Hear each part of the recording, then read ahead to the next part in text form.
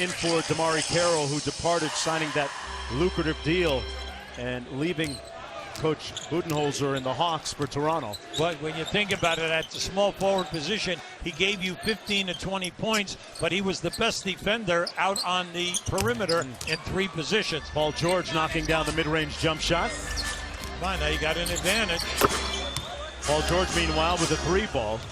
And the Pacers with a 9-8 lead. Paul George back to his familiar small forward spot.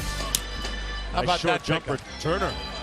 Not only would he pick it up, but he was a shade behind the backboard on the midpoint. Monte Ellis from deep, and he finds the mark. Well, you're looking at Monte Ellis and you're saying, is he a three-point shooter? He only shoots at 30%. Against the Hawks in the 2 games, 56% from the 3-ball. Solomon Hill inside. George from the baseline, got it. Long 2.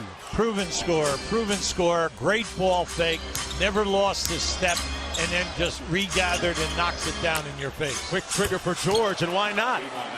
See, they're giving out awards here at halftime if you get 10 points a quarter. That's what it is? That's why he shot that, because you told him he only had 7. Yeah. Paul George with a recent hot hand, still sizzling. He's got 12. A great way to close out the period. Those active hands by Millsap at work again, and he gave it right back. And this is going to be room service for the Pacers. Showtime for Paul George. The reason why, when you're a coach, you go bananas right now. Why? You just had a 4-on-1. Now this now George knows that he can shoot up over the top of Teague. He just told everybody, drop down, let me play pick and roll here. End game and a half situations have been tough, but that time they convert. Allen. What a great pass. Turner off the pick and pop. Jordan Hill battling for the loose ball, comes up with it. George with a look inside. That's going to be goaltending. Count the bucket. Good look from Paul George to Miles Turner. 4-point lead for the Atlanta Hawks. They've done a nice job on George Hill. Not so nice on Paul George, though, as he knocks down another 3. He's got 17.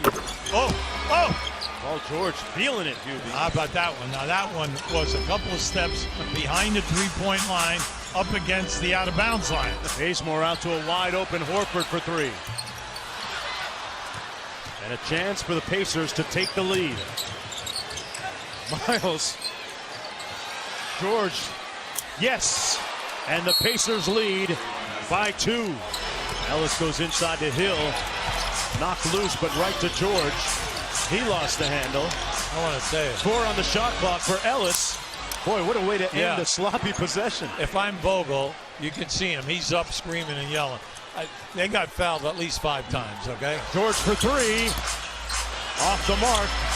Loose ball. And they get another possession. He threw up a... Oh! I can't believe it went in! Paul George, and he was looking for the foul. I want to tell you, that was spectacular. Absolutely spectacular. Mainly because the white shirt had the initial ball. He thought he was drawing a foul and threw it up. Yep. Instead, it's a 2-point game.